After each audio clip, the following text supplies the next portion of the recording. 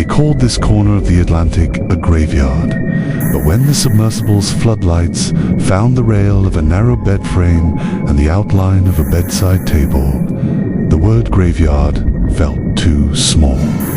The discovery of Titanic's private bedchambers, sealed in cold dark for more than a century, read like a contradiction in the language of deep-sea exploration. Intimate rooms where the ordinary gestures of domestic life had been frozen into a landscape of salt and shadow. The bedrooms lay off, a corridor beyond the forward stairwell, in spaces long thought to be plain crew and second-class accommodations. Expeditions had mapped the hull in broad strokes before, but none had lingered in these interior pockets. The team expected eroded planks and scattered detritus. What the cameras revealed were near ghostly arrangements, collapsed mattresses shaped into the outlines of sleeping bodies.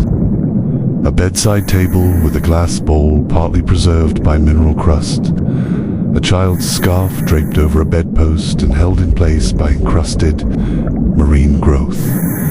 Visibility in the deep came in narrow cones of light. The submersible's lamps cut through the blackness and disclosed details slowly, with an archaeologist's patience, where a different wreck might present objects randomized by currents. Here was evidence of careful placement.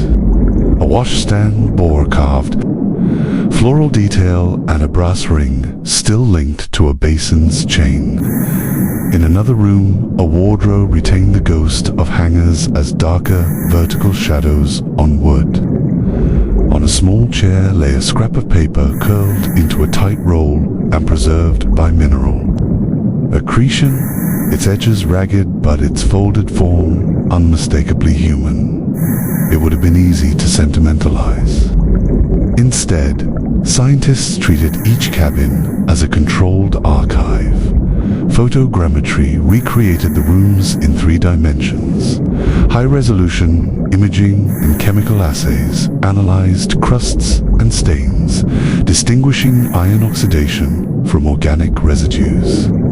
Conservators argued, sometimes fiercely, about interpretation. Was a stain the trace of blood, tea, or merely iron-rich seepage?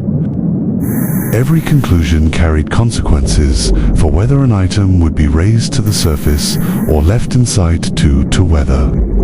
Further, the team adopted stringent criteria: document comprehensively, sample minimally, and respect the wreck's status as a maritime memorial.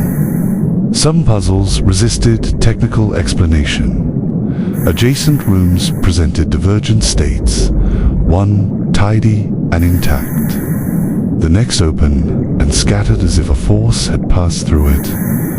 In one suite, a medallion lay under the bed, enamel flaked away but the setting intact, as though hidden in haste. In another, a child's wooden boat had been carved with initials that suggested a name fragment waiting to be filled.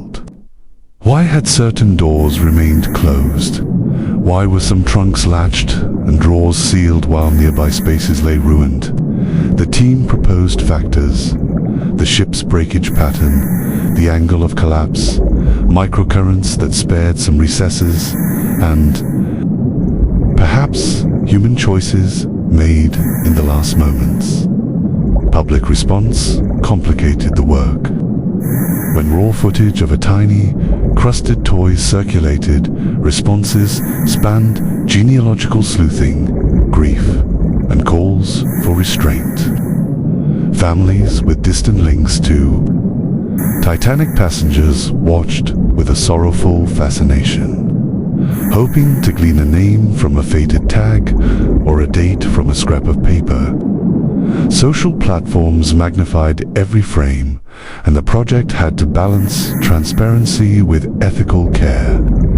The expedition leaders chose a conservative posture, published documentation in full for scholars, release interpreted findings in contextualized reports, and avoid sensational images that might be exploited. The discovery reopened ethical debates that have long shadowed Titanic work. The wreck is simultaneously a site of scientific interest and an official maritime grave, recognized by international agreements and honored as a memorial. Who has the authority to decide what is conserved, displayed, or left to the sea?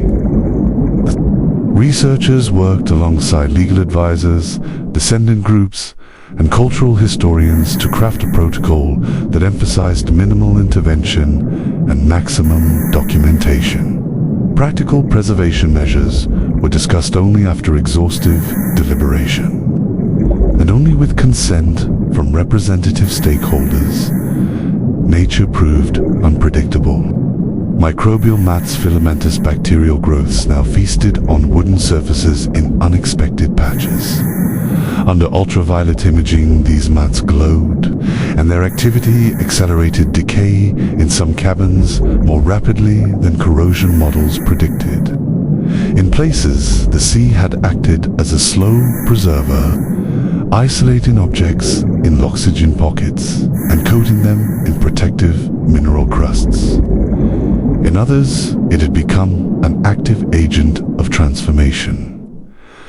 That reality reframed the team's mission, not merely to reveal but to steward, to document before further loss, and to devise strategies that could slow biological and chemical deterioration.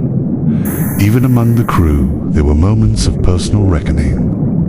When conservators proposed raising a child's shoe for study, messages flooded operations from people who treated that object as a private remnant of sorrow rather than a specimen. The team redesigned their communication plan, inviting grief counselors and ethicists to advise how to speak about artifacts. They set strict rules. Nothing would be exhibited or commercially exploited. Any items considered for public display would go through family notification where descendants could be identified, and curatorial explanations would foreground context. And reverence over spectacle-scientific methods enriched historical understanding.